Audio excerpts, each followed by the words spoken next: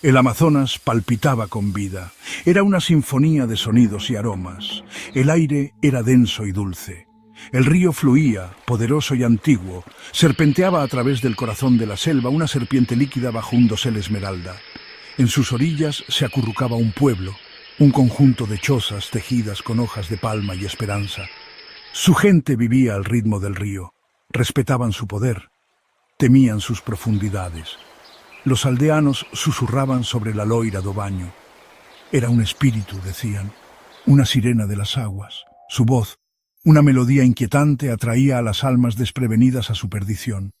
Era una leyenda hilada de oscuridad y miedo, un cuento escalofriante para las noches sin luna. Los ancianos hablaban de ella con voces temblorosas. Advertían a los niños que se mantuvieran alejados de la orilla del río. La loira observa, decían, con los ojos muy abiertos por el miedo. Siempre tiene hambre. Sus palabras, afiladas como un machete, cortaban la risa de los niños. El río seguía fluyendo, indiferente a su miedo.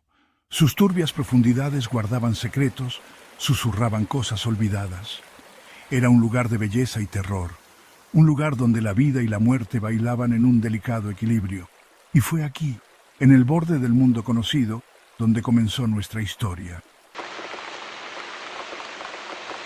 Isabel llegó con la temporada de lluvias. Era diferente. Su piel, pálida como la luz de la luna, parecía fuera de lugar contra el telón de fondo esmeralda. Su cabello, una cascada de oro hilado, brillaba como el sol sobre el agua. Era un enigma, un susurro de algo de otro mundo. Los aldeanos la observaban con una mezcla de curiosidad y aprensión. Nunca habían visto a nadie como ella. Era una forastera, una extraña entre ellos. Pero eran sus ojos los que realmente cautivaban.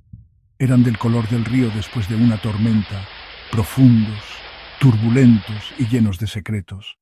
Isabel se sentía atraída por el agua. Todos los días caminaba hasta la orilla del río. Sus pies descalzos se hundían en el barro fresco. Se quedaba allí durante horas, mirando su reflejo. Sus labios se movían en silenciosa conversación con la corriente. Los aldeanos susurraban. ¿Qué veía en las profundidades? ¿Qué secretos le guardaba el río? Su belleza era innegable, pero era una especie de belleza inquietante. Era una belleza que hablaba de otros reinos, de magia antigua. Era una belleza que cautivaba y aterrorizaba al mismo tiempo. Era el tipo de belleza que podía atraerte y luego arrastrarte hacia abajo. Eduardo, un joven pescador con ojos tan oscuros como el lecho del río, quedó cautivado por Isabel. La observaba desde lejos. Su corazón dolía por ella.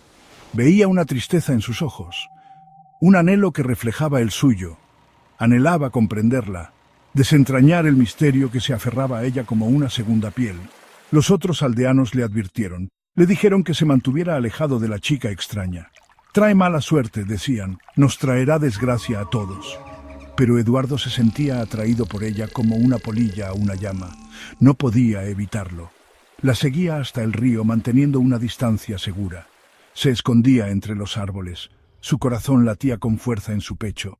Escuchaba el suave murmullo de su voz mientras hablaba con el agua. Se esforzaba por escuchar sus palabras, pero se perdían con el viento y el susurro de las hojas. Eduardo se obsesionó. Pasaba los días pensando en Isabel. Soñaba con ella por la noche.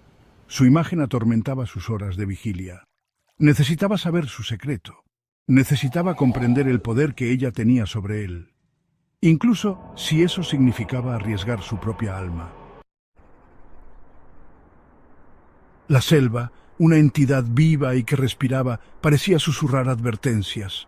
Los monos charlaban nerviosamente, las guacamayas graznaban su desaprobación desde el dosel, incluso los caimanes parecían agitarse inquietos en las aguas poco profundas. Algo andaba mal. El aire se volvió denso de anticipación. El calor era opresivo, se aferraba a los aldeanos como un sudario. Se avecinaban tormentas en el horizonte. El río, normalmente una fuente de vida, se volvió oscuro y melancólico. Reflejaba la creciente inquietud en el pueblo. Los ancianos se reunieron, murmuraban entre ellos. Sus rostros estaban marcados por líneas de preocupación. Hablaban de antiguas profecías, de un tiempo en que el río reclamaría un alma para sí mismo. Sus voces eran bajas, conspirativas. Lanzaban miradas nerviosas hacia Isabel. El miedo, como una serpiente venenosa, se deslizaba por el pueblo, se enroscaba alrededor de sus corazones, exprimiendo la alegría de sus vidas. Sabían que algo se avecinaba, algo oscuro, algo inevitable. Solo podían esperar y rezar. Una noche, Eduardo no pudo soportarlo más. Impulsado por su insaciable curiosidad, siguió a Isabel hasta el río. La luna era una astilla en el cielo. La selva estaba viva con ojos invisibles. Se movía como una sombra. Su corazón latía con fuerza contra sus costillas. Isabel estaba de pie en la orilla del agua. Su cabello dorado fluía por su espalda. Brillaba como la luz de la luna sobre el agua. Un escalofrío recorrió la espalda de Eduardo. Nunca la había visto así antes. Parecía brillar con una luz de otro mundo. Se giró, como si sintiera su presencia. Sus ojos, pozos de infinita profundidad, se encontraron con los suyos. Un escalofrío lo recorrió. No podía apartar la mirada. Estaba atrapado en su mirada. Ella extendió la mano hacia él. Su tacto era hielo. Eduardo susurró. Su voz era el sonido del río. Era hermosa y aterradora al mismo tiempo. Él dio un paso hacia ella y luego otro. Estaba perdido.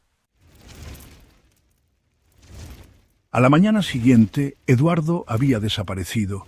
Los aldeanos lo buscaron, recorrieron la selva, dragaron el río, pero nunca más lo volvieron a ver. Su desaparición envió ondas de choque a través del pueblo. El miedo ahogó sus risas.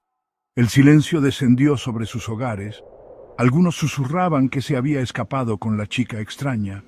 Dijeron que los habían visto desaparecer en el corazón de la selva. Otros negaban con la cabeza, con los ojos abiertos por el miedo. Sabían la verdad. El río había reclamado otra víctima. Isabel también se había ido, desaparecida sin dejar rastro. Los aldeanos susurraban que ella era la Loira do Baño. Había atraído a Eduardo a su muerte, al igual que había atraído a innumerables otros antes que él. Su belleza, se dieron cuenta, era una máscara, una trampa puesta para las almas desprevenidas. El río seguía fluyendo, su superficie tan lisa como el cristal, guardaba sus secretos cerca. Se había tragado a Eduardo entero, y ahora susurraba su nombre entre los juncos, un recordatorio constante de su poder. La vida en el pueblo se reanudó, pero era una sombra de lo que había sido. La risa de los niños se apagó. La alegría en sus ojos se había atenuado. El miedo permanecía. La leyenda de la Loira do Baño se hizo más fuerte. Se convirtió en un cuento con moraleja, un recordatorio de los peligros que acechaban bajo la superficie. Las madres advertían a sus hijos sobre el espíritu del río. Sus voces bajaban a un susurro silencioso. Hablaban de la belleza de Isabel y de su traición. Les decían que se mantuvieran alejados de la orilla del agua, que resistieran la atracción de lo desconocido. Los aldeanos vivían con miedo al río. Respetaban su poder más que nunca. Nunca pronunciaban el nombre de Eduardo, pero su recuerdo persistía, una historia de fantasmas susurrada en el viento. El río, un testigo silencioso de su miedo, seguía fluyendo. No le importaban sus historias. Era una fuerza de la naturaleza, indiferente, implacable, eterna, y seguiría reclamando lo que le correspondía. La selva, siempre invadiendo, parecía acercarse más al pueblo. Era como si el bosque mismo estuviera de luto por la pérdida de Eduardo. El aire estaba cargado con su recuerdo, el aroma de la lluvia y el barro del río, el eco de su risa en el viento. Los aldeanos se mantenían alejados de la orilla del río. Pescaban con inquietud, sus ojos constantemente escudriñando el agua. Escuchaban su canción, la melodía inquietante que señalaba la muerte.